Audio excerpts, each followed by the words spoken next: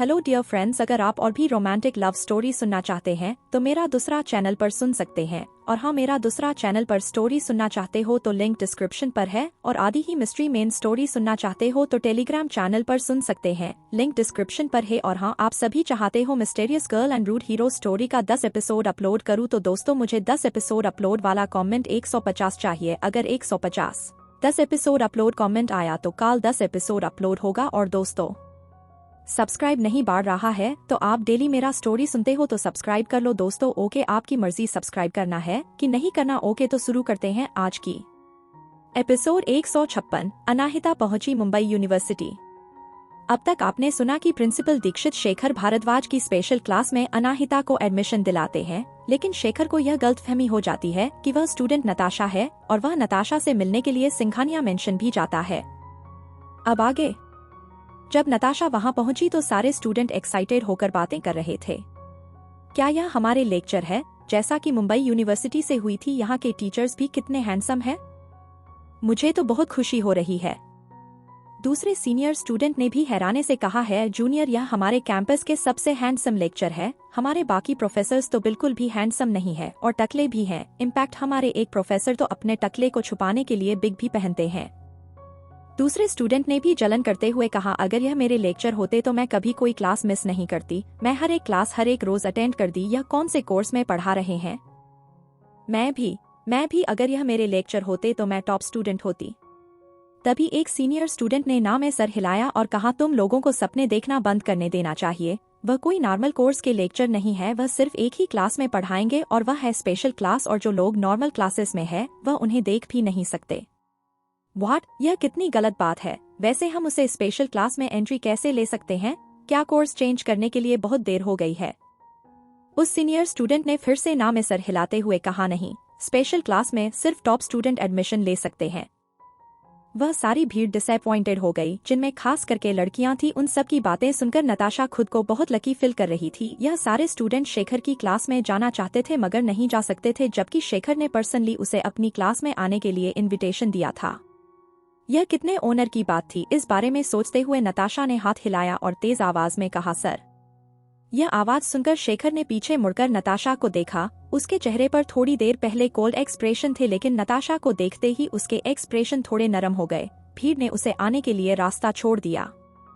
भीड़ उससे कितनी जल रही है वह नताशा साफ महसूस कर सकती थी। उसने बहुत ही प्राउडली अपना सर उठाया और शेखर की डायरेक्शन में आगे बढ़ने लगी। सर, नताशा ने बहुत ही स्वीट स्माइल के साथ पूछा, सर आप यहाँ क्या कर रहे हैं?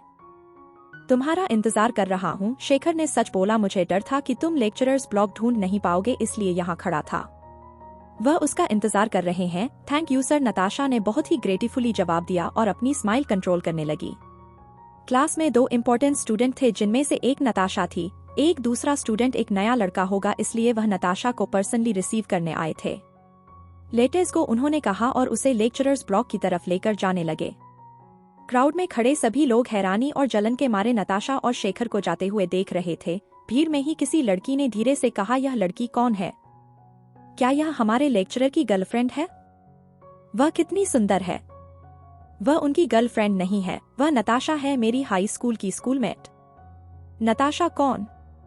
वह एंट्रेंस एग्जाम की बेस्ट स्टूडेंट है। मुझे लगता है शेखर सर ने पर्सनली उसे अपनी क्लास के लिए सिलेक्ट किया होगा। वाह, ब्यूटी विद ब्रेन्स, अब तो यह हमारे कैंपस में सबसे पॉपुलर लड़की होगी। उन सभी लोगों की बातें सुनकर नताशा की तारीफ की भूख थोड़ी सेटिस्फाई हो गई। वह जानबूझकर धीमे धीमे चल रही थी ताकि उनकी और बातें सुन पाए, लेकिन अचानक स्टूडेंट की भीड़ की बातें और टोन चेंज हो गया। वह कितनी खूबसूरत लड़की है। क्या वह कोई एक्ट्रेस है? वह कितनी ब्यूटीफुल है और कितनी सुंदर दिख रही है। वह पक्का एक मूवी स्टार होगी। हाँ, वह पक्का मूवी स्टार ही होगी और उसके कंपैरिजन में नताशा कुछ भी नहीं है। यह सुनते ही नताशा अपनी जगह पर रुक गई और पीछे मुड़कर देखना चाहती थी। वह जानना चाहती थी कि सामने वाली लड़की कितनी खूबसूरत है, जो लोग उसे उसके सामने कुछ भी नहीं मान रहे। वही एक लड़की यूनिवर्सिटी की एंट्रेंस से एक स्टनिंग रेड ड्रेस पहने हुए अंदर आई। उसका फिगर काफी अच्छा था और लेग काफी शार्प थे। कोई भी उसके ऊपर से नजर नहीं हटा पा रहा था। उसके चेहरे की खूबसूरती की तो क्या ही कहना। उसका फोरहेड राउंड था मगर उसका चेहरा ओवल था और उसकी चिन्ह पॉइंट थी। उसका चेहरा एक परफेक्ट था, शार्प एंगल्स और राउंडेड सॉफ्टनेस का। वह किसी परी की तरह खूबसूरत लग रही थी। परफेक्टली शेप फेस के साथ उसके परफेक्ट फेसियल फीचर्स, स्पेशली उसकी आंखें जो काफी बड़ी और एक्सप्रेसिव थी। जब भी वह किसी की तरफ ऐसी दिखती तो ऐसा लगता है जैसे वह उनकी आंखों में डूब जाएंगे। सामने देखकर नताशा हैरान हो गई। उसकी खूबसूरती इस दुनिया से अलग लग रही थी, लेकिन अगले ही सेकंड नताशा को वह चेहरा को जाना पहचाना लगा। वेट, क्या यह वह वेट्रेस नहीं है? वह यहाँ क्या कर रही है? ठीक उसी वक्त थोड़ी दूरी से शेखर की आवाज आई, तुम किसे देख रही हो? नताशा ने पीछे मुड़कर उसकी तरफ देखा और ना में सर हिलाते हुए बोली, कुछ नहीं, बस एक दोस्त दिख गया था। शेखर ने भी उस डायरेक्शन में देखा तो एक बहुत ही खूबसूरत सी लड़की खड़ी थी, मगर उसका ध्यान सिर्फ उस लड़की के ब्राइट रेड कलर के ड्रेस पर गया। किस तरह का स्टूडेंट कैंपस में इस तरह की ड्रेस पहन कर आता है? शेखर ने बहुत ही गुस्से भरी आवाज में कहा। स्टूडेंट? नताशा ने ना में सर हिलाते हुए कहा, सर आपको गलतफहमी हो रही है। वह कोई स्टूडेंट नहीं है, वह एक कॉफी शॉप की वेट्रेस है। मुझे नहीं पता कि वह यहाँ क्या कर रही है। शायद वह यहाँ घूमने आई होगी। आफ्टर ऑल टॉप यूनिवर्सिटी होने के साथ साथ मुंबई यूनिवर्सिटी में बहुत ही ब्यूटीफुल कैंपस था, जहाँ पर कुछ रेयर प्रकार के फूल होते थे और उन फूलों को देखने के लिए और उनके साथ फोटो खींचने के लिए काफी विजिटर भी आते थे। वह खूबसूरत वेट्रेस पार्क फोटोज के साथ फोटो खींचने आई होगी। जब शेखर ने सुना कि वह कोई स्टूडेंट नहीं है तो उसने एक राहत की सांस ली और नताशा की तरफ मुड़कर बोला, टाइम हो गया है, मैंने एक असाइनमेंट टेस्ट रेडी कर दिया है, हमें लेट नहीं होना चाहिए, कम ऑन। ठीक है। नताशा ने फिर देखना बंद किया और शेखर के साथ जाने के लिए तैयार हो गई। अब जब वह रुद्राक्ष उससे खुश है तो उसे इस वजह से डरने की कोई जरूरत नहीं है, वरना रुद्राक्ष और सुमित्रा को शायद ही लगे कि वह अपनी क्लास से मैच नहीं करती और किसी गरीब मिडिल क्लास लड़की की तरह जल रही है। कैंपस के एंट्रेंस में खड़ी अनाहिता ने भी नताशा को नोटिस नहीं किया। वह किसी को ढूंढ रही थी ताकि वह किसी से डायरेक्शन पूछ सके, लेकिन वह कुछ बोलती उससे पहले ही भीड़ ने उसे घेर लिया। क्या आप कोई मूवी स्टार या मॉडल हो? आपने कौन सी मूवी में एक्टिंग की है? मुझे आप बहुत ब्यूटीफुल लगी। आपका नाम क्या है? क्या आप यहाँ उन ब्यूटीफुल फ्लावर्स के साथ फोटो खिंचवाने आए हो? अनाहिता थोड़ी एम्ब्रेस हो गई। क्या इन सभी लोगों का मतलब है कि वह बिल्कुल स्टूडेंट नहीं दिखती? तब उसने नीचे देखा तो अपनी ड्रेस को देखकर उसे एहसास हुआ कि वह लोग ऐसा क्यों समझ रहे हैं। उसे थोड़ा हेल्पलेस लगा। जब वह घर से निकली थी तो उसने इस तरह के कपड़े नहीं पहने हुए थे, लेकिन बदकिस्मती से रास्ते में ही उसे श्योर कॉफी के मैनेजर का कॉल आया, जिसे एडवर्टाइजमेंट के लिए एक फोटो शूट करवाना था। इसलिए अनाहिता पहले वहां चली गई। फोटो शूट के बाद अनाहिता के पास कपड़े बदलने का वक्त ही नहीं था, इसलिए वह इन्हीं कपड़ों में यहाँ आ गई। उसने कभी नहीं सोचा था कि ऐसे कपड़ों में होने की वजह से भी उसे सेलिब्रिटी समझ लेंगे। उसने जल्दी से ना में सर हिलाया और एक्सप्लेन किया, मैं कोई मूवी स्टार नहीं हूँ, मैं यहाँ क्लास अटेंड करने आई हूँ। जैसे ही अनाहिता ने यह कहा सब लोग सरप्राइज हो गए। उन लोगों को इस बात पर भरोसा ही नहीं हो रहा था कि अनाहिता जैसे खूबसूरत लड़की कोई मूवी स्टार ना होकर उनकी अपनी यूनिवर्सिटी में पढ़ने आई है। अनाहिता उनके कैंपस की सबसे खूबसूरत लड़की थी। जब अनाहिता ने रास्ता पूछा तो एक सीनियर ने जल्दी से उसे सही डायरेक्शन दिखाते हुए कहा, क्या तुम्हें वह व्हाइट टॉयलेट दिखाई दे रहा है जिस पर बड़ी सी क्लॉक लगी हुई है? अनाहिता ने एक ही बार में इसे देख लिया। वह काफी खूबसूरत बिल्डिंग थी। वह खुद को यह सोचने से रोक नहीं पाएगी। उसकी मॉम पक्का यहाँ की खूबसूरती से ही इम्प्रेस होकर यहाँ गेस्ट लेक्चरर के तौर पर पढ़ाने के लिए आई होंगी। अचानक से एक स्टूडेंट ने कहा, हम रजिस्ट्रेशन के लिए लेट हो जाएंगे, कम ऑन चलो। वह सारी भीड़ एक साथ रजिस्ट्रेशन के लिए निकल पड़ी और अनाहिता भी उस भीड़ में से निकालकर उसे सीनियर ने जिस बिल्डिंग की तरफ इशारा किया था उसे तरफ जाने लगी। वहां पर बहुत सारे साइंस लगे हुए थे जो यह बता रहे थे कि प्रिंसिपल का ऑफिस टॉप फ्लोर पर। तो जल्दी से ऊपर पहुंची और प्रिंसिपल के ऑफिस पर नॉक किया। कमिंग अंदर से एक बहुत ही भारी आवाज आई तो अनाहिता ने धीरे से दरवाजा खोला और अंदर गई। जो अनाहिता अंदर गई तो उसने देखा कि प्रिंसिपल चेयर पर बैठकर कंप्यूटर में कुछ कर रहे थे और वह काफी एक्साइटेड दिखाई दे रहे थे। अनाहिता उन्हें इस तरह देखकर थोड़ी क्यूरोस हो गई और फाइनली उसने कहा, प्रिंसिपल सर, एक मिनट सिर्फ लास्ट गेम बच्चा है। अनाहिता और कंफ्यूज हो गई। एक मिनट बाद प्रिंसिपल सर ने धीरे से अब अपना माउस नीचे रखा तो लैपटॉप से एक बहुत ही प्राउड आवाज आई, है देख दीक्षित के बच्चे में फिर जीत गया। अब कल तुझे ओपनिंग सेरेमनी में पार्टिसिपेट करना होगा। प्लीज ऐसा मत कर। प्रिंसिपल दीक्षित बोले, वह स्पीच कितनी लंबी है, स्पीच देते देते तुम्हें मार ही जाऊंगा। तू अपनी बातों से पीछे नहीं हट सकता। हम इस बात पर तैयार हुए थे कि जो भी 3 में से 2 गेम जीतेगा वही अपनी बात मनवा सकता है और मैं जीत गया। तूने? प्रिंसिपल दीक्षित ने अपने दांत पीसते हुए कहा, क्या तुम चाहते हो कि मैं तुम्हें असिस्टेंट प्रिंसिपल की जॉब से निकाल दूं? कोई फर्क नहीं पड़ता, वैसे भी मेरी रिटायरमेंट की एज हो गई है। अगर तुम्हें पसंद है तो निकाल दो, दूसरी तरफ वाले इंसान ने कहा और कॉल कट कर दिया। और अनाहिता हैरानी से अपने प्रिंसिपल की तरफ देखे जा रही थी। क्या यह सचमुच एक इतनी बड़ी यूनिवर्सिटी के प्रिंसिपल है? अगले ही सेकंड प्रिंसिपल दीक्षित को याद आया कि किसी ने दरवाजे पर नॉक करके ऑफिस के अंदर आया था। उन्होंने अपना सर उठाकर सामने देखा तो वहां अनाहिता थी और उसे देखकर वह हैरान हो गए। उन्होंने ना में सर हिलाते हुए कहा, सॉरी मिस, हम यूनिवर्सिटी के लिए किसी तरह की प्रमोशन वीडियो नहीं बनाते। अनाहिता मुस्कुराई और उसे अपने आप पर ही शर्म आने लगी। एक और इंसान ने उसे मॉडल समझ लिया। यहाँ आने से पहले उसे कपड़े बदल ही लेने चाहिए थे। उसने आराम से अपने आप को एक्सप्लेन किया, सर मैं यहाँ क्लास के अटेंड करने आई हूँ। उसकी बात सुनकर प्रिंसिपल हैरान हो गए। उन्होंने कहा, तुम मेरे साथ मजाक कर रही हो? अनाहिता ने उनसे कहा, रुद्राक्ष ने यह मुझसे कहा था कि मुझे डायरेक्टली आपको रिपोर्ट करना है। यह सुनते ही प्रिंसिपल दीक्षित तुरंत खड़े हो गए और बोले, तुम मिस्टर सिंघानिया रिक्रूटमेंट किया था, मिस मल्होत्रा राइट?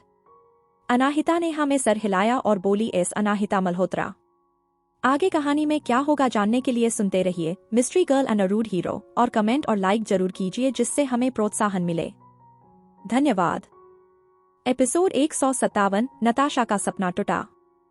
अब तक आपने सुना कि अनाहिता यूनिवर्सिटी में आती है तो उसकी ड्रेस और उसकी खूबसूरती को देखकर सब लोगों से मूवी स्टार या फिर मॉडल समझ लेते हैं। उसके बाद अनाहिता सबको एक्सप्लेन करती है कि वह मूवी स्टार या फिर मॉडल नहीं है। अब आगे। जैसे ही अनाहिता ने कहा कि वह अनाहिता मल्होत्रा है तो प्रिंसिपल सर जल्दी से बोले, बैठो, चाय पियो। उसकी जरूरत नहीं है, अपनी घड़ी की तरफ देखते हुए जवाब दिया, लेट हो गया है, पहले हम रजिस्ट्रेशन कर ले तो ज्यादा अच्छा रहेगा। प्रिंसिपल दीक्षित ने अपने सर पर मारते हुए कहा, ऑडियो मुझे देखो, मैं इतनी इम्पोर्टेंट बात भूल गया, पहले तुम्हारा रजिस्ट्रेशन कंप्लीट करवाते हैं। यह देखकर अनाहिता हैरान हो गई कि जो अभी इस वक्त किसी टीनेजर लड़के की तरह गेम खेल रहे थे वह मामले संभालने में कितने सीरियस है। प्रिंसिपल की मदद से उसका रजिस्ट्रेशन बहुत जल्दी हो गया। मैं तुम्हें तुम्हारी क्लास तक लेकर चलता हूँ। तुम्हारे होम रूम टीचर आज एक असाइनमेंट टेस्ट ले रहे हैं।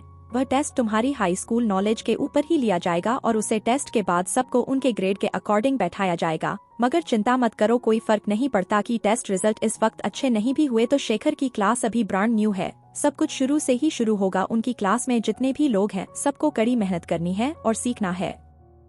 प्रिंसिपल दीक्षित ने ऑलरेडी अपने मन में एक धारणा बना ली थी कि अनाहिता एक अच्छी स्टूडेंट नहीं है। अनाहिता दरवाजे पर पहुंचने ही वाली थी तभी किसी ने बाहर से दरवाजा नॉक किया। जैसे ही दरवाजा खुला प्रिंसिपल दीक्षित ने मुस्कुराते हुए कहा, शेखर मैं तुम्हारे पास ही आ रहा था। जब शेखर कुछ बोलते ही वाला था वही उसके पीछे खड़ी नताशा ने रेड ड्रेस में प्रिंसिपल दीक्षित के पीछे खड़ी अनाहिता को नोटिस कर लिया। वह एक पल के लिए हैरान हुई और फिर उसके चेहरे पर एक डेविल स्माइल आ गई। जैसा कि उसने सोचा था, रुद्राक्ष छोड़ते ही यह लड़की किसी और अमीर आदमी को फंसाने चली आई। उसकी गलती थी जो उसने ऐसा सोच लिया कि वह इस यूनिवर्सिटी की स्टूडेंट हो सकती है। वह सिर्फ एक वेट्रेस है जिसने फिर से किसी एक अमीर आदमी को फंसा लिया, लेकिन इस बार उसकी किस्मत में एक बुढ़ा इंसान है। चलो कोई नहीं, कम से कम वह मारेगी तो नहीं भूखे मारे। वह खुद को रोक नहीं पाई और बोली, मिस मल्होत्रा आपने सचमुच मेरी आंखें खोल दी है। क्या आप दोनों एक दूसरे को जानते हो? तुम नताशा हो है ना? तुमने एंट्रेंस एग्जाम में टॉप किया था। प्रिंसिपल दीक्षित को नताशा की बातों का मतलब बिल्कुल समझ नहीं आया, लेकिन उसके चेहरे पर जो घिन और डबल स्माइल थी उसे देखकर कोई अंधा भी यह बता सकता था कि यह बातें वह पॉजिटिव वे में तो नहीं कह रही थी। अनाहिता उस यूनिवर्सिटी में बखेड़ा खड़ा नहीं करना चाहती थी जहां उसकी मॉम कभी पढ़ाया करती थी, इसलिए उसने सिर्फ हाँ में सर हिला दिया। जैसे ही नताशा ने देखा कि उसकी किसी भी बात से अनाहिता को फर्क नहीं पड़ा तो वह फ्रस्ट्रेटेड हो गई। यह लड़की उससे बात करने के लायक ही नहीं है, लेकिन प्रिंसिपल दीक्षित और शेखर के सामने होते हुए उसने अपने गुस्से पर से अपना काबू नहीं खोया और डिस्कस में अपना सर दूसरी तरफ घूम लिया। अब जब रुद्राक्ष उसका हो ही गया है तो इस लड़की से बात करने का क्या फायदा। उसने दूसरी और सर घुमाकर प्राउडली प्रिंसिपल दीक्षित की तरफ देखा और कहा, हेलो सर, मैं नताशा हूँ। शेखर सर ने कहा कि मुझे आपकी सिग्नेचर की जरूरत पड़ेगी अपनी क्लास चेंज करने के लिए, इसलिए हम यहाँ आए हैं। नो प्रॉब्लम, मुझे वह फॉर्म दे दो। बिना किसी देरी के नताशा ने वह फॉर्म उन्हें दे दिया। प्रिंसिपल दीक्षित ने तुरंत उस पर साइन किया और नताशा को देते हुए बोले, कंग्रेचुलेशंस, तुम शेखर की क्लास में हो। थैंक यू, नताशा ने अपनी गुस्से को कंट्रोल में मुस्कुरा कर कहा। प्रिंसिपल दीक्षित ने भी मामला ज्यादा आगे नहीं बढ़ाया और शेखर की तरफ देखकर कहा, शेखर मुझे तुम्हें किसी से इंट्रोड्यूस करना था। यह सुनकर नताशा हैरान हो गई। क्या उसके प्रिंसिपल सचमुच इतने बेशर्म है कि अब वह अनाहित को अपनी लवर के तौर पर शेखर से इंट्रोड्यूस करेंगे। इसी वक्त प्रिंसिपल सर ने अनाहिता को आगे करते हुए इंट्रोड्यूस करवाया, मुझे नहीं पता आप इसे जानते हो या नहीं। मगर यह अनाहिता मल्होत्रा है और यह आपकी क्लास की लास्ट स्टूडेंट है।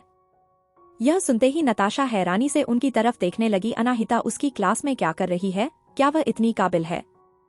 क्या उसके प्रिंसिपल का दिमाग खराब हो गया है जो वह अपने लवर को उसे क्लास में डाल रहे हैं जहां बाकी ब्रिलियंट स्टूडेंट इकट्ठा है? न सिर्फ नताशा बल्कि शेखर भी हैरान था, लेकिन वह हैरानी उसके चेहरे पर थोड़ी देर के लिए ही दिखाई दी और जल्दी से वह अपने होश में वापस आ गया। अनाहिता को देखते हुए वह समझ गया कि क्यों रुद्राक्ष उसे उसकी क्लास में रिकमेंड करना चाहता था। लेकिन जो भी लोग बैकडोर्स और पैसों के बल पर उसकी क्लास में आएंगे उन्हें वह जल्दी ही निकाल कर फेंक देगा। कोई फर्क नहीं पड़ता कि कौन से सपोर्ट कर रहा है और यह रुद्राक्ष की क्या है। अगर यह फर्स्ट मंथली टेस्ट में टॉप 20 रेट हासिल नहीं कर पाई तो उसे बाहर फेंक दिया जाएगा। शेखर ने कोल्डली अनाहिता की तरफ देखा और बिना किसी दया के कहा, हो तो तुम वह हो जिसे रुद्राक्ष सिंघानिया ने मेरे क्लास में एंट्री दिलवाई है। यह सुनकर अनाहिता ने अपनी भौहें आपस में सिकुड़ गई। वह उसका एक और नया दुश्मन। लेकिन वह फिर भी रिलैक्स थी क्योंकि सामने वाले टीचर की बात सही तो थी। रुद्राक्ष ने ही तो उसे उसकी क्लास में एंट्री दिलवाई थी। शायद उसने इसीलिए उसे इतने लंबे टाइम से कांटेक्ट नहीं किया क्योंकि वह इन सब में बिजी होगा। अनाहिता जल्दी ही अपने ख्यालों से बाहर आई और उसने शेर की तरफ देखते हुए कहा, hello sir, nice to meet you.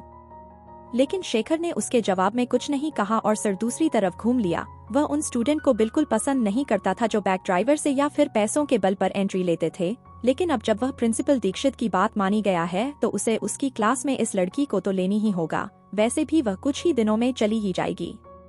यह सोचकर शेखर ने प्रिंसिपल दीक्षित से बात करना शुरू कर दिया। जब वह लोग बात कर रहे थे तो उन्होंने नताशा के ऊपर ध्यान नहीं दिया और जिसके चेहरे के एक्सप्रेशन पल पल बदल रहे थे।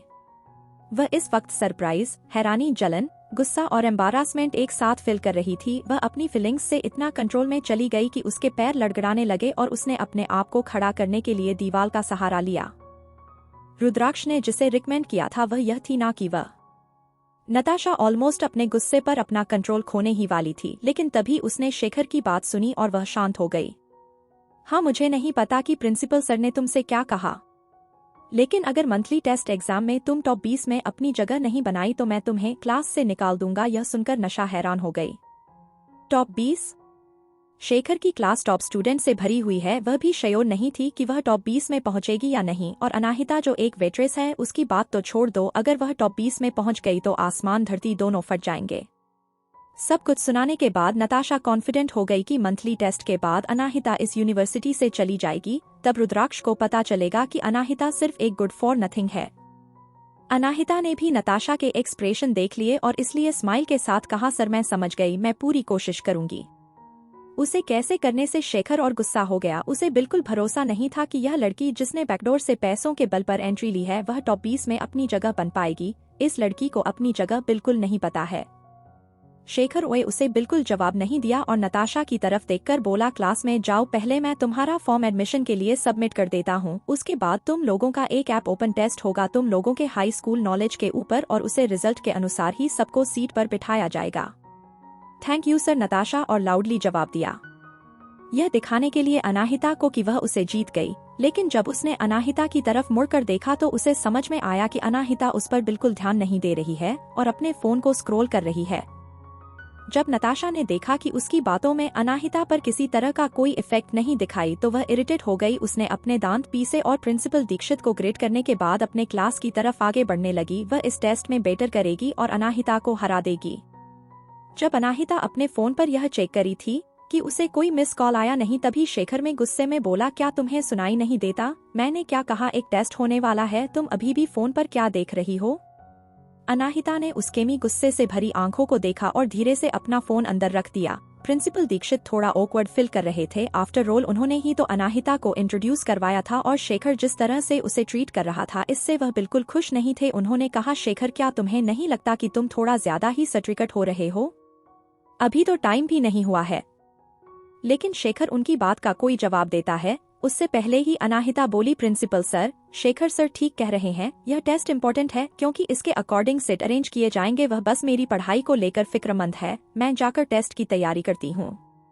उसे कोई फर्क नहीं पड़ता कि शेखर उससे क्या बोले, लेकिन वह बेफालतू में किसी से बहस या फिर लड़ाई नहीं करना चाहती थी। शेखर ने प्रिंसिपल दीक्षित को ग्रिड किया और एडमिशन ऑफिस की तरफ चला गया क्योंकि ऑलरेडी अनाहिता ने वह बोल दिया था जो वह कहना चाहता था।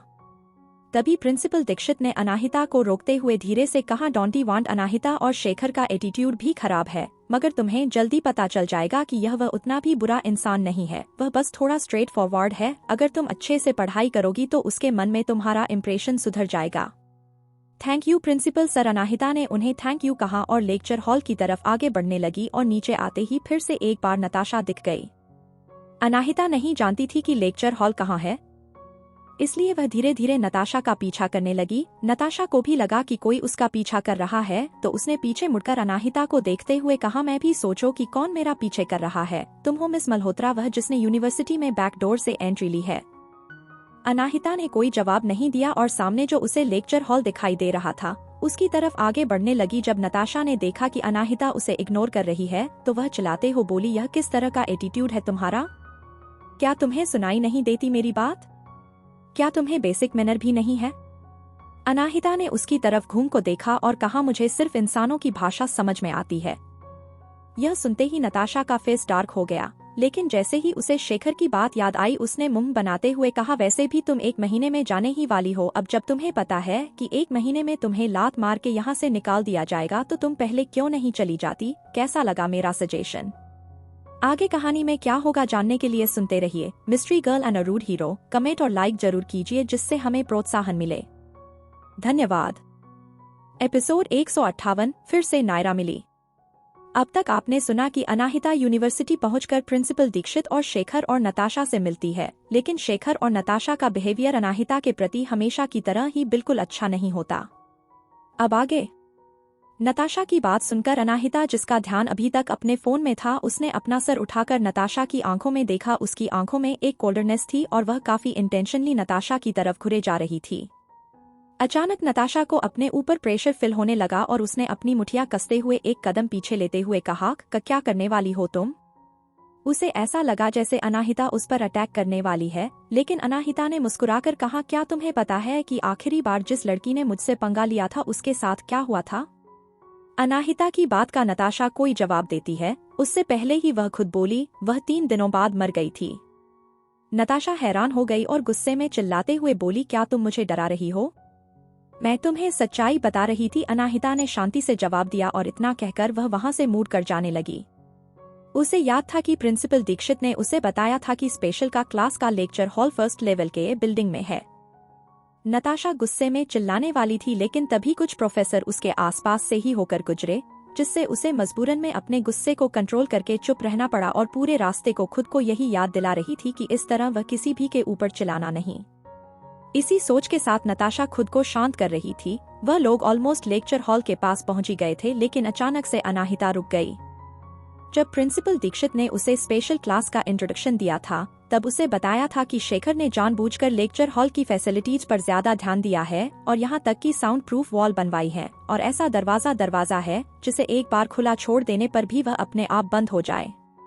यह सब चीज इसलिए की गई थी ताकि अंदर किसी तरह की कोई शोर न जाए और स्टूडेंट अपनी पढ़ाई पर ज्यादा फोकस कर सके, लेकिन इस वक्त दरवाजा खुला हुआ था।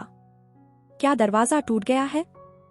नहीं, दरवाजा तो कुछ दिनों पहले ही इंस्टॉल करवाया गया है। इतने कम टाइम में दरवाजा टूट कैसे सकता है? जरूर इसके साथ कुछ गड़बड़ है। नताशा अभी भी उसके पीछे चलते हुए अपने आप को शांत कर रही थी। उसे इस वक्त उसका गुस्सा अपने 7वें आसमान पर था। तभी अनाहिता ने पीछे मुड़कर उसकी तरफ देखा और कहा, सॉरी, मैं कुछ सोच रही थी, तुम पहले जा सकती हो। नताशा ने मुंह बनाया और प्राउडली आगे बढ़ी, यह सोचकर कि फाइनल अनाहिता को अपनी जगह समझ में आ गई है। लेकिन जैसे ही उसने दरवाजा को पूरा खोलने के लिए धक्का दिया, ऊपर से कुछ आवाज सुनाई दी, जो सुनकर नताशा के ऊपर देखा तो वहां एक पानी से भरी हुई वह बाल्टी थी, जिसे देखकर हारने से नताशा की आंखें बड़ी हो गई, लेकिन वह वहां से हप पाती उससे पहले ही सारा पानी उसके ऊपर गिर चुका था। नताशा पूरा जोर लगाकर चिल्लाई और पानी उसके मुंह में भी भर गया। नताशा ने जल्दी से मुंह से पानी फेंका और उसका मुंह पोंछा। उसका सारा मेकअप, मस्कारा, लिपस्टिक सब कुछ बर्बाद हो गया था। एक अच्छा इंप्रेशन बनाने के लिए अपने नए क्लासमेट्स पर लंच खत्म करने के बाद ही वह मेकअप करने में लग गई थी और घंटे वक्त लगाकर किया गया उसका मेकअप सिर्फ कुछ ही सेकंड में खराब हो गया।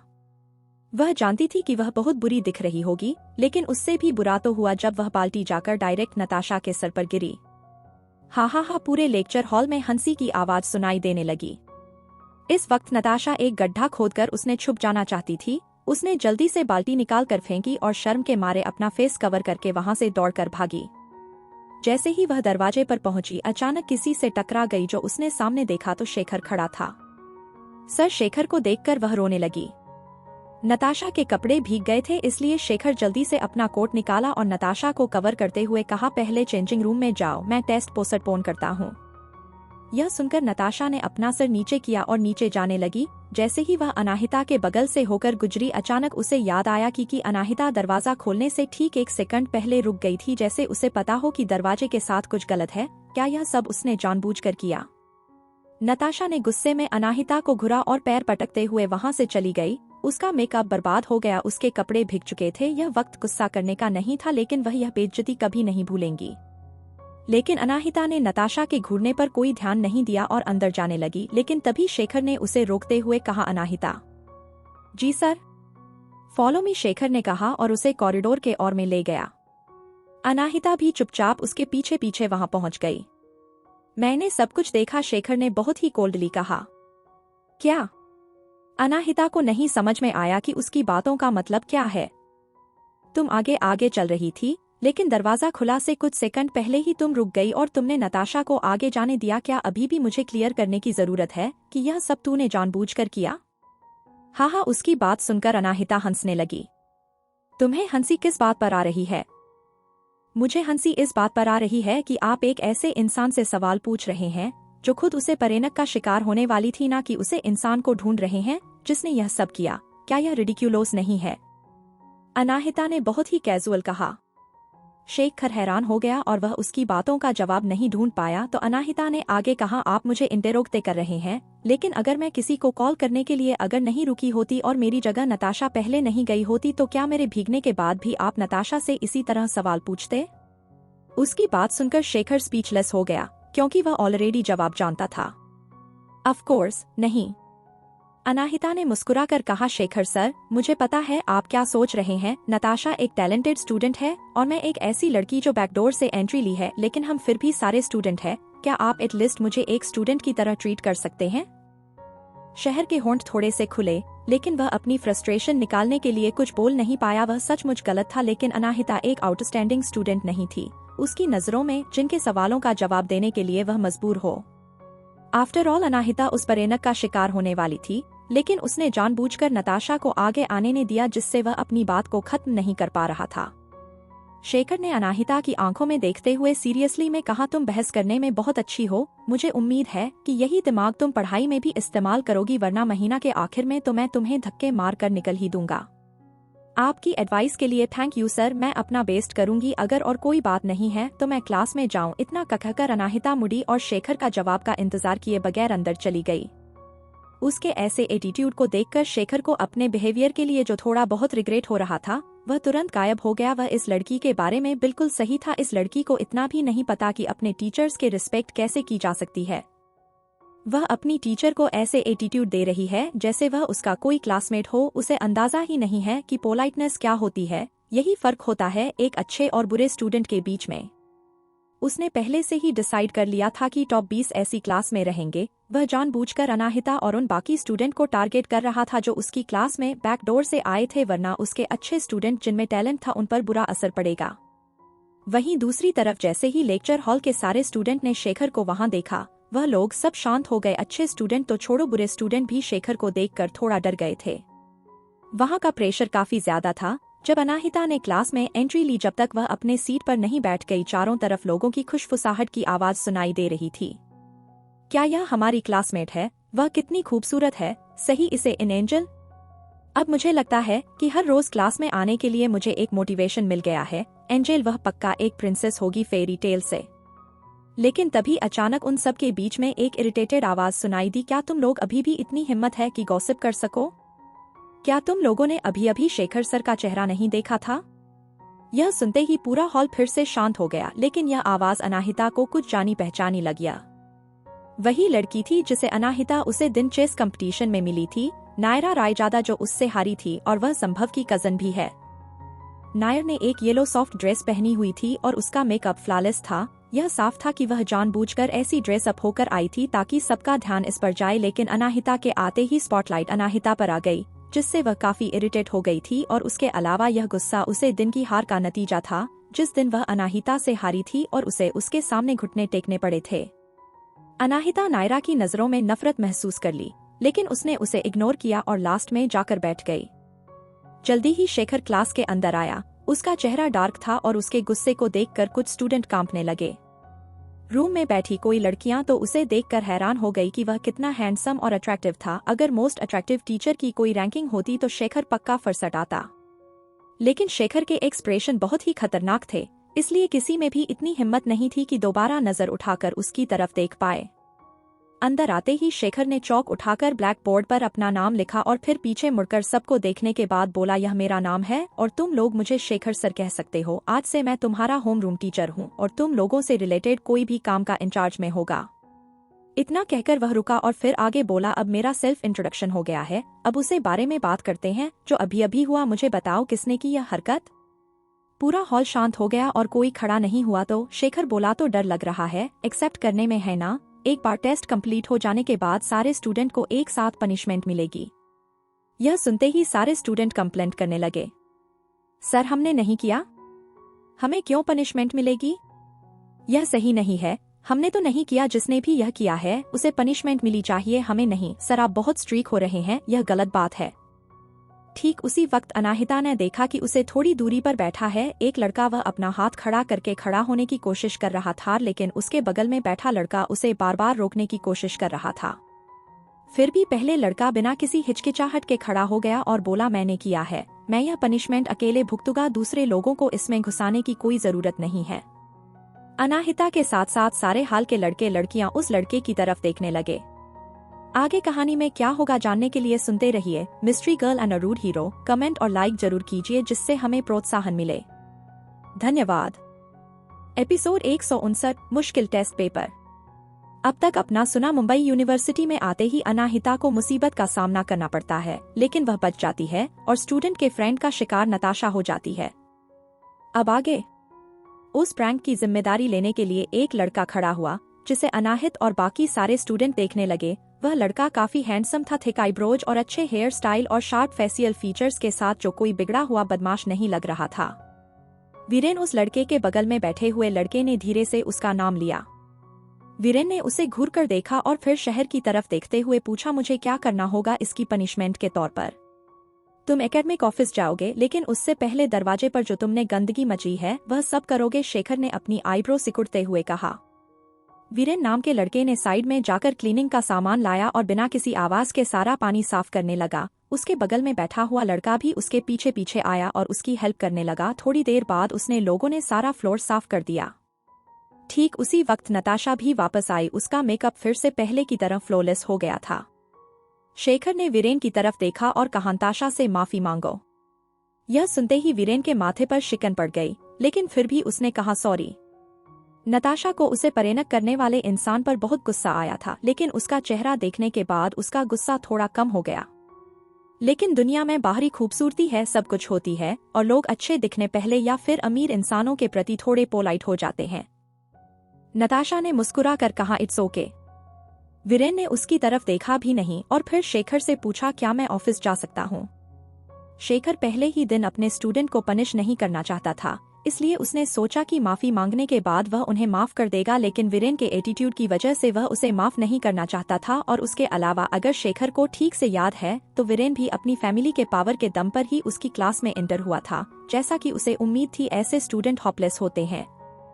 क्लास की रिपीटेशन को बचाना तो दूर की बात, वह क्लास में डिस्टर्बेंस क्रिएट कर रहे हैं। यह सोचकर शिखर का फेस डार्क हो गया और उसने कहा, एग्जाम के बाद एकेडमिक अफेयर्स का ऑफिस पहुंच जाना। दूसरे स्टूडेंट का टाइम वेस्ट मत करो और जाकर टेस्ट की तैयारी करो। नताशा मेरे साथ चलो एग्जाम की स्क्रिप्ट लेने के लिए। ठीक है सर, नताशा ने जवाब दिया और एक अच्छे स्टूडेंट की तरह शेखर को फॉलो करने लगी। उन दोनों के जाते ही फिर से क्लास में बातें होना शुरू हो गई। मुझे तो अभी तक एहसास ही नहीं हुआ था, लेकिन अब मैंने जब आसपास नजर घुमाई तब मुझे एहसास हुआ कि हमारे क्लास में कितने गुड लुकिंग इंसान हैं। मुझे लगता है कि पूरे कॉलेज में हमारी क्लास सेंटर ऑफ अट्रैक्शन बन जाएगी। वीरेन ने उसे डिस्कशन पर ज्यादा ध्यान नहीं दिया और वह सीधा जाकर अपने सीट पर बैठ गया। जैसे ही वीरेन अपनी जगह पर बैठा, अनाहिता ने सुना कि दूसरे लड़के ने उसे धीरे से कहा, वीरेन तुमने इल्जाम अपने ऊपर क्यों लिया? मैं था वह जिसने यह सब किया था। तुम तो पूरा टाइम सो रहे थे, तुमने कुछ गलत नहीं किया था और कोई जरूरत नहीं थी मेरी गलती की जिम्मेदारी अपने ऊपर लेने की। लेकिन वीरेन ने बहुत ही आराम से कहा, वह सिर्फ एक पनिशमेंट है, कोई बड़ी बात नहीं है। नहीं, मैं नहीं। स्टॉप इट, मैंने यह सब तुम्हारे लिए नहीं किया है बल्कि मेरे लिए किया है। मैं पहले ही ग्रेजुएट हूँ और आगे नहीं पढ़ना चाहता, मुझे आर्मी ज्वाइन करनी है। यह सब इसलिए कर रहा हूँ ताकि मेरे भाई और मेरे डैड को रियलाइज हो जाए कि मैं पढ़ाई के लिए ठीक नहीं हूँ और वह लोग मुझे पढ़ाई करने के लिए फोर्स करना बंद कर दे। तुम अपने लिए चीज क्यों मुश्किल कर रहे हो? तुम्हारी फैमिली कई जनरेशन से आर्मी में है और अब जब बहुत लोग तुम्हें आर्मी में न जाने के लिए कह रहे हैं और पढ़ने के लिए कह रहे हैं तो उसके पीछे जरूर कारण होगा कुछ। मुझे लगता है तुम्हें एक बार वापस जाकर अपने दादा मिस्टर राव से बात करनी चाहिए, न कि इस तरह की अलग अलग तरीके रास्ते अपनाने चाहिए। उनकी कन्वर्सेशन सुनकर अनाहिता ने एक आईब्रो उठाई। राव, ओ तो फिर शायद राघव और वीरेन के बीच में भी कोई रिश्ता होगा। अनाहिता कब से उनकी बातें सुनी जा रही थी लेकिन उनकी तरफ देखा नहीं रही थी। क्यूरोसिटी के चलते उसने अपनी नजर घुमाकर वीरेन की तरफ देखा क्योंकि उसने पिछली बार वीरेन को ठीक से नहीं देखा था। ध्यान से वीरेन के चेहरे को देखने के बाद उसे वीरेन का चेहरा थोड़ा जाना पहचाना लगा। उसका फेस, नोज, आंखें और स्किन टोन बिल्कुल राघव की तरह थी। उनमें ज्यादा डिफरेंस नहीं था, बस उनके कुछ फीचर्स और इस गैप ही था। अचानक अनाहिता को यह सिचुएशन फनी लगने लगी। इस क्लास में रायचंद परिवार से भी कोई एक है, राव परिवार से भी कोई एक है और वह भी है जिसे रुद्राक्ष ने इस क्लास में एडमिशन दिलाया है। मुंबई शहर के 4 सबसे बड़ी फैमिलीज ने अपने कनेक्शंस लगाकर बिना किसी का एडमिशन दिलवाया है, इसीलिए शायद शेखर को वह पसंद नहीं आई। अगर वह उसकी जगह पर होती तो उसे भी ऐसे स्टूडेंट्स से नफरत होती। अब अनाहिता को शेखर का अपने प्रति वह एटीट्यूड समझ में आना लगा था और वह नहीं चाहती थी कि किसी की नजर में उसकी इमेज गलत बने। पर ठीक उसी वक्त शेखर नताशा के साथ क्लासरूम में आया और दोनों के हाथ में काफी सारे पेपर थे। एक के हाथ में एग्जाम स्क्रिप्ट्स और एक के हाथ में आंसर शीट। नताशा के हाथ में आंसर शीट ताकि वह एग्जाम होने से पहले टेस्ट पेपर ना देख पाए, जो सबके लिए फेयर होगा। ऑलराइट, तुम जाकर सीट पर बैठ जाओ, शेखर ने कहा तो नताशा ने हाँ में सर हिलाया और फर्स्ट रो में एक सीट पर जाकर बैठी। शेखर ने पूरी क्लास को देखा और एक सीरियस टोन में ऑर्डर दिया, सब लोग अपने सारे चीजें, मोबाइल, टैबलेट, कोई भी कुछ भी लाया हो उन्हें टेबल के अंदर ड्रॉ में रख दे और डेस्क को उल्टा घूमकर ड्रॉवर सामने की तरफ कर दे ताकि कोई भी उसमें से कुछ निकल ना पाए, और यह करने के बाद ही अपने पेन लेकर टेस्ट के लिए तैयार होना। जैसे ही शेखर ने अपनी बात खत्म की, सारे स्टूडेंट ने उसके इंस्ट्रक्शन मानते हुए अपनी सारी चीजों को ड्रॉवर में रखकर ड्रेस को घुमाने लगे। डेस्क छोटा सा था और लकड़ी का था, इसलिए ज्यादा लड़कों को प्रॉब्लम नहीं हो रही थी, मगर कुछ लड़कियां अपने डेस्क को घुमा नहीं पा रही थी तो लड़के उनकी मदद कर रहे थे। अनाहिता ने भी अपनी सारी चीज ड्रॉयर के अंदर रखी और जैसे ही वह टेबल घूमने वाली थी उसके सामने वाले लड़के ने पूछा, क्या तुम्हें कोई मदद चाहिए? नहीं नहीं, मैं खुद कर लूंगी, अनाहिता ने जवाब दिया और टेबल को दोनों हाथों से उठाकर डायरेक्टर 180 डिग्री के एंगल पर घुमा दिया। लड़का अनाहिता की ताकत देखकर मुंह खोलो उसे देखने लगा। वह कितनी पतली दुबली है, उसमें इतनी ताकत कहाँ से आ गई? वह उससे ज्यादा स्ट्रांग कैसे हो सकती है? उसने अनाहिता को एक ऑकवर्ड स्माइल दी और अपनी सीट पर जाकर बैठ गया। अनाहिता उस लड़का को ह्यूमिलिएट नहीं करना चाहती थी, लेकिन वह किसी का एहसान लेना भी पसंद नहीं करती थी। आफ्टर ऑल उसे नहीं पता था कि कब वह अपनी पढ़ाई बंद कर देगी और इसीलिए वह ज्यादा लोगों से दोस्ती या नजदीकियां नहीं बढ़ाना चाहती थी।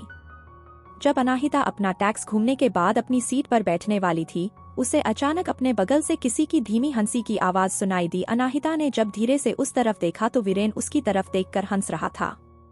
वह जानती थी वह किस लिए मुस्कुरा रहा है। जल्दी ही सारे लोगों के पास क्वेश्चन पेपर पहुंच गए। शेखर ने सामने खड़े होते हुए कहा, पहले सब लोग क्वेश्चन पेपर को देख लो। सारे क्वेश्चन तुम लोगों के पहले की एजुकेशन के बल पर ही बनाए गए हैं और सब्जेक्ट्स संस्कृत, मैथमेटिक्स और एस्ट्रोनॉमी है और सारे क्वेश्चन पेपर्स एक साथ ही स्टेपल किए हुए हैं और हर सब्जेक्ट का आखिरी क्वेश्चन थोड़ा मुश्किल है। अगर तुम्हें आंसर आता हो तो दे देना और नहीं तो छोड़ देना, क्योंकि वह एक एक्स्ट्रा क्वेश्चन है बोनस मार्क्स के लिए, और याद रखना बाकी सवाल भी जरूरी है, इसलिए आखिरी क्वेश्चन पर ज्यादा वक्त बर्बाद मत करना। इतना कहकर शेखर कुछ सेकंड रुका, फिर उसने आगे कहा, और अगर इस बार कोई अच्छा नहीं भी करता है तो कोई बात नहीं, फ्यूचर में अच्छे से स्टडी करना, लेकिन अगर मैं किसी को भी इस एग्जाम में चीटिंग करते हुए पकड़ा तो तुम्हें इस क्लास से जाना होगा। मेरी क्लास में सिर्फ एक ही चीज बर्दाश्त नहीं कर सकता मैं, और वह है चीटिंग। शेखर की यह बात सुनते हुए नताशा डर गई। ऐसा इसलिए था क्योंकि उसने कॉलेज एंट्रेंस एग्जाम के दौरान चीटिंग की थी, लेकिन नताशा इस बारे में लकी थी कि शहर किसी भी तरीके से इस बारे में पता नहीं लग सकता था। जैसे ही सबको अपने क्वेश्चन पेपर मिल गए, सबने उन्हें आंसर लिखना शुरू कर दिया। अनाहिता ने उस आंसर शीट खोली और उसे पर अपना नाम लिखा, लेकिन पहले क्वेश्चन देखते ही वह रुक गई क्योंकि पहले सब्जेक्ट संस्कृत था और उनकी स्पेलिंग को ठीक किया जा रहा था। यह मल्टीपल चॉइस क्वेश्चन थे जिनमें करेक्ट स्पेलिंग वर्ड को चूज करना था और अनाहिता इस देश में बड़ी नहीं हुई थी।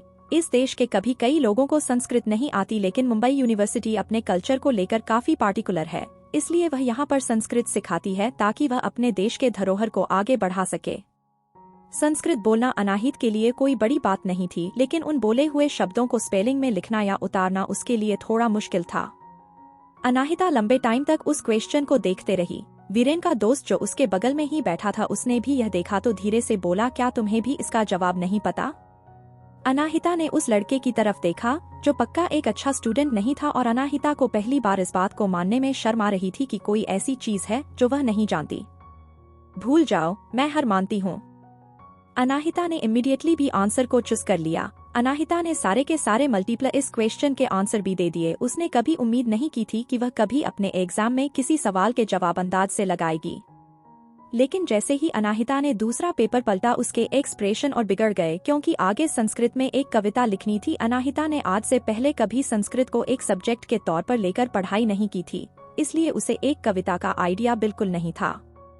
उसे थोड़ी बहुत संस्कृत भी इसीलिए आई थी क्योंकि उसके मॉम डैड यानी मिस्टर और मिसेज विलियम आयुर्वेदिक दवाइयां पर रिसर्च करते थे, जिनकी पुरानी किताबें अक्सर संस्कृत में लिखी जाती थी और वह अनाहिता को भी उन्हें संस्कृत किताबों सीखते थे, जिस कारण अनाहिता थोड़ी बहुत संस्कृत पढ़ने और बोलना जानती थी। अनाहिता कभी अपनी पढ़ाई को लेकर इतना हेल्पलेस फील नहीं करती थी। जब उसके पास और कोई रास्ता नहीं था तो उसने हार मान ली और उसे क्वेश्चन को भी खाली छोड़ दिया और अगला क्वेश्चन देखने लगी। अगला क्वेश्चन भी पहले वाले क्वेश्चन से बेटर नहीं था। यह सवाल ओल्ड इंडियन लिटरेचर के ऊपर था और जो इंसान यहाँ रहा ही नहीं और उसने हमेशा विदेशी माहौल में पढ़ाई की है, उसके लिए ओल्ड इंडियन लिटरेचर पहले ही काफी मुश्किल था। इसलिए अनाहिता ने बाकी क्वेश्चन पर भी थोड़ा बहुत कोशिश की। आगे कहानी में क्या होगा जानने के लिए सुनते रहिए mystery girl and a rude hero, और कमेंट और लाइक जरूर कीजिए जिससे हमें प्रोत्साहन मिले। धन्यवाद। एपिसोड 160, रुद्राक्ष का कॉल नहीं आया। अब तक आपने सुना कि अनाहिता और बाकी सब का टेस्ट शुरू होता है, जिसमें पहले ही सब्जेक्ट में अनाहिता फंस जाती है और उसे ज्यादा कुछ समझ नहीं आता। अब आगे अनाहिता पूरी कोशिश कर रही थी, मगर वह उन सवालों का जवाब नहीं दे पा रही थी। ठीक उसी वक्त शेखर जो पूरे क्लास में घूम रहा था, उसने चलते हुए अनाहिता की पेपर पर एक नजर डाली। अनाहिता ने सारे मल्टीपल चॉइस क्वेश्चन के लिए भी चूज किया था और पोयम वाले क्षेत्र को खाली छोड़ दिया था। भले ही उसने इंडियन लिटरेचर की कुछ सवालों का जवाब दिया था, मगर सारे जवाब गलत है। डिससेटिस्फेक्शन में उसने अपना नाम सर हिलाया। अब उसे पकड़ यकीन हो गया था कि अनाहिता बिल्कुल एक अच्छी स्टूडेंट नहीं है और वह सिर्फ बहस करना जानती है, और इस तरह के स्टूडेंट पूरे क्लास के लिए एक बेड एंट्रेंस होते हैं। शेखर सामने गया और उन सारे स्टूडेंट को देखा जिसे उन्होंने कनेक्शन के जरिए एडमिशन दिए थे। वीरेन ने अपने आंसर शीट पर नाम भी नहीं लिखा था और सो रहा था, और उसके बगल में बैठा हुआ लड़का अनाहिता जैसे ही हरकतें कर रहा था। सिर्फ नायरा ही ज्यादातर सवालों का जवाब दे रही थी, लेकिन अधिकतर सवालों के जवाब गलत है, जैसा कि उस उम्मीद थी। जो लोग भी कनेक्शंस के जरिए एडमिशन लिए हैं, वह कोई भी अच्छा स्टूडेंट नहीं है। सिर्फ थोड़ी सी उम्मीद नायरा से रखी जा सकती है। ठीक उसी वक्त अनाहिता ने किसी तरह संस्कृत का पेपर खत्म किया और मैथमेटिक्स वाला शुरू किया। उसने एक नज़र पूरे क्वेश्चन पेपर्स पर डाले और जल्दी जल्दी आंसर लिखने लगी। अनाहिता को सिर्फ 20 मिनट का वक्त लगा मैथमेटिक्स के सारे सवालों के जवाब देने के लिए। क्वेश्चंस काफी डिफिकल्ट थे, लेकिन अनाहिता के लिए नहीं। उसने पीएचडी की डिग्री कंप्लीट की थी, उसका मैथ्स काफी अच्छा था और वह सिर्फ एक नज़र देखकर ही उनके जवाब दे सकती थी। सिर्फ आखिरी क्वेश्चन जिसका जिक्र शेखर ने किया था, उसे लिखने के लिए अनाहिता को 5 मिनट का वक्त लगा और वह थोड़ा सा मुश्किल था। और जो लास्ट सब्जेक्ट का टेस्ट था वह था एस्ट्रोनॉमी। अनाहिता ने सवालों को भतो देखा जो डेली कन्वर्सेशन पर बेस थे और बिना किसी सोच के सवालों का जवाब देने लगी, और सिर्फ 10 मिनट में ही अनाहिता ने सारे सवालों का जवाब दे दिया। यहाँ तक कि एस्ट्रोनॉमी में एक ऐसे भी लिख दिया। सिर्फ 45 मिनट में अपना पूरा पेपर खत्म कर दिया। इसलिए उसने जल्दी से अपना हाथ खड़ा करते हुए पूछा, सर क्या मैं जल्दी अपना पेपर सबमिट कर सकती हूँ? सच्चाई यह थी कि वह जल्दी से अपना फोन चेक करना चाहती थी कि रुद्राक्ष से कॉल किया या नहीं। यह सुनते ही शेखर का चेहरा डार्क हो गया। वह अनाहिता को मना करना चाहता था कि वह 45 मिनट पहले पेपर जमा नहीं कर सकती, लेकिन जब उसने देखा कि सारे क्लास के लड़के अपना पेपर देने के बजाय अनाहिता को बार बार पलटकर देख रहे हैं, तो उसने जवाब दिया, तुम जा सकती हो और वापस आने से पहले कपड़े बदल लेना और अगली बार से इस तरह के कपड़े पहनना अलाउड नहीं है मेरे क्लास में। उसका जवाब सुनकर अनाहिता खुश हो गई और जल्दी से खड़ी होकर उसने एग्जाम क्वेश्चन पेपर उसे देने के लिए आगे बढ़ी। जब अनाहिता लड़कों के पास से होकर गुजर रही थी तो सारे लड़के उसे देखे जा रहे थे। उन सारे लड़कों का रिएक्शन देखकर शेखर ने गुस्से में टेबल पर मुक्का मार और चिल्लाकर कहा, अपने अपने पेपर पर ध्यान दो। तब जाकर सारे लड़कों ने अपना ध्यान अनाहिता के ऊपर से हटाकर अपने पेपर पर लगाया। अनाहिता को यह एहसास ही नहीं हुआ कि उसके लड़कों के पास से होकर गुजरने पर उन सारे स्टूडेंट पर असर पड़ रहा था। वह खुशी से अपना पेपर शेखर की डेस्क पर रखकर रूम से बाहर चली गई। शेखर ने सबसे पहले उसके फर्स्ट पेज को देखा जो खाली था और उसे एग्जाम स्क्रिप्ट से ढक दिया। वह ऐसे एग्जाम स्क्रिप्ट चेक नहीं करना चाहता था क्योंकि ऐसा लगता था कि इस तरह के पेपर चेक करना उसके लिए टाइम वेस्ट है। वहीं दूसरी तरफ अनाया अपने लगेज डिपॉजिट एरिया की तरफ फोन देखते हुए जा रही थी। सैडली उसके फोन पर कोई मिस कॉल से मैसेज नहीं थे। अनाहिता फ्रस्ट्रेटेड हो गई। रुद्राक्ष इतना क्या बिजी हो गया है? क्या वह फिर से किसी काम के लिए देश से बाहर गया है? वह उसे कॉल क्यों नहीं कर रहा है? अनाहिता सोच रही थी, लेकिन फिर उसने अपना सर झटका और खुद को ज्यादा सोचने से रोक दिया। Luggage deposit area lecture hall के बहुत नजदीकी था, इसलिए अनाहिता जल्दी से वहां पहुंची और उसने अपना लगेज निकालकर प्रिंसिपल के द्वारा दिए गए हॉस्टल के रूम नंबर में पहुंची। जब वहां पहुंची तो उसने अपना कमरा थोड़ा सा साफ सुथरा किया और वह कपड़े पहन लिए जो वह यूजुअली पहनती है और अपना मेकअप उतार दिया। 45 मिनट बीत गए। जब अनाहिता को एहसास हुआ कि बाकी स्टूडेंट का भी एग्जाम अब तक खत्म हो गया होगा तो वह धीरे धीरे लेक्चर हॉल की तरफ बढ़ने लगी। उसके कैंपस का सीनरी बहुत अच्छी थी। जब वह कॉरिडोर से गुजर रही थी तभी अचानक वहीं बैठ गई और इमेजिन करने लगी कि क्या उसकी मॉम भी यहाँ से कभी गुजरी होगी। क्या उसकी बायोलॉजिकल फादर सचमुच यूनिवर्सिटी से थे? उसे जल्दी से टाइम निकालकर उस अनजान इंसान के बारे में पता लगाना होगा। वहीं दूसरी तरफ दूसरे स्टूडेंट्स ने भी अपने पेपर से जमा करना शुरू कर दिए थे। जब सारे स्टूडेंट ने पेपर दे दिए तो शेखर ध्यान से उन्हें संभाला और उनके मार्क्स चेक करने के लिए ऑफिस में लेकर चलेगा। जब शेखर नताशा का पेपर चेक कर रहा था तो उसके टेनिस एक्सप्रेशन थोड़े कम हुए। जैसा कि उसने सोचा था, नताशा एक बहुत ही स्टूडेंट है जिससे वह खुद उसके टैलेंट की वजह से अपनी क्लास में लेकर आया है। लगभग उसके सारे जवाब सही थे। वह दोनों सब्जेक्ट में काफी अच्छे मार्क्स लेकर आई थी, शिवाय मैथमेटिक्स को छोड़ दे। अगर सब कुछ अच्छा रहा तो पक्का नताशा पूरी क्लास में फर्स्ट आएगी। दूसरा पेपर नायरा का था। उसके कुछ आंसर्स रोग थे, लेकिन शेखर उसके पेपर को देखकर बता सकता था कि उसने सही जवाब लिखने की पूरी कोशिश की है। जब शेखर ने नायरा का पेपर चेक कर लिया तो उसे विश्वास हुआ कि नायरा भी एक अच्छी स्टूडेंट है और उसके अलावा उसका एटीट्यूड भी एक स्टूडेंट होने के नाते काफी अच्छा है। उसे पक्का यकीन हो गया था कि वह 4 लोग जिन्होंने कनेक्शन के जरिए उसके क्लास में एंट्री ली है, उनमें से सिर्फ एक नायरा ही अच्छी स्टूडेंट है और वही उसकी क्लास में रहेगी। जैसे ही शेखर ने अगला पेपर देखा उसके एक्सप्रेशन डार्क हो गए। यह पेपर वीरेन के डेस्कमेट अद्विक का था, जिसने अपने सारे मल्टीपल चॉइस क्वेश्चन के लिए सी चॉइस किया था और बाकी पेपर को ब्लैक छोड़ दिया था। शेखर ने एक गहरी सांस छोड़ी और उसे क्वेश्चन पेपर को साइड में रख दिया और उसे ना चेक करने का फैसला किया। अद्विक के बाद अनाहिता का पेपर था, जिसे शेखर ने एक नजर देखा भी नहीं और उसे भी साइड में रख दिया। अगला पेपर जिस पर नाम भी नहीं लिखा हुआ था, उसे देखते ही शेखर ने अंदाजा लगा लिया कि यह पक्का वीरेन का पेपर होगा।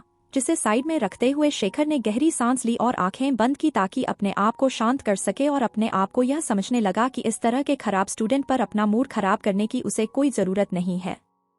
कुछ गहरी सांस लेने के बाद फाइनली उसने खुद को शांत कर लिया। उसके बाद सारे स्टूडेंट के पेपर चेक करने के बाद उसने इंश्योरेंस को मार्क्स के अकॉर्डिंग सीट सोच ली और सारे पेपर से लेकर लेक्चर हॉल की तरफ बढ़ गया। इसी वक्त अनीता भी क्लासरूम में आ रही थी। जैसे ही उसे वह क्लासरूम में वापस आई उसने देखा कि नताशा और नायरा एक साइड में बैठकर बातें कर रही थी। उन्हें देखकर ऐसा लग रहा था जैसे कितने सालों से बिछड़ी हुई बहाने हो। अनाहिता अंदर जाने ही वाली थी, तभी नताशा ने मजाक उड़ाते हुए कहा, वह देखो देखो हमारी क्लास की जीनियस जिसने आधे टाइम में ही पेपर वापस कर दिया था, वह आ गई है। अनाहिता, क्या तुम्हें लगता है कि तुम टॉप 3 में आ पाओगी हमारी क्लास में? अनाहिता ने नताशा और उसकी बातों को पूरी तरह से इग्नोर किया और सीधा क्लासरूम में अंदर आ गई। तुम्हें तो मैं गुस्से में चिड़ी हुई नताशा अनाहिता के पीछे जाने वाली थी, लेकिन नायरा ने उसका हाथ पकड़ लिया और कहा, उसे बस इग्नोर करो। अगर तुम इस तरह की लड़की पर अपना गुस्सा बर्बाद करोगी तो तुम्हारी इमेज को बर्बाद हो जाएगी। तुम लंदन की एक यूनिवर्सिटी की स्कॉलर हो, तुम क्यों अपने आप को एक गांव के गवार के लेवल पर नीचे गिराना चाहती हो? जब नायरा ने शुरू में सुना कि नताशा सिंघानिया मेंशन में रहती है तो उसे ज्यादा खुशी नहीं हुई, लेकिन उसे जब एहसास हुआ कि नताशा और रुद्राक्ष किसी भी कीमत पर साथ नहीं हो सकते तो वह शांत हो गई। लेकिन जब भी वह अनाहिता रुद्राक्ष के बारे में सोचती, उसे अनाहिता से ज्यादा नताशा ही रुद्राक्ष के लिए ठीक लगने लगी। अगर रुद्राक्ष दुनिया में किसी भी एक लड़की से अनाहिता के सिवाय शादी कर लेता है तो वह कुछ ज्यादा बुरा नहीं मानेंगी। उसकी बात से शोक नताशा ने पूछा, क्या कहा तुम्हें? अनाहिता वेट्रेस नहीं है। अनाहिता भले ही वह मल्होत्रा परिवार की बड़ी बेटी है, लेकिन कुछ सालों पहले उसे ह्यूमन ट्रैफिक किडनैप करके ले गए थे और वह हमेशा गांव में ही रही है, सिर्फ इसी साल अपने परिवार के पास वापस आई है। नताशा ने हैरानी से आंखें बड़ी करके कहा, मुझे लगा वह एक वेट्रेस है। नायरा ने कंफ्यूजन में पूछा, वेट्रेस?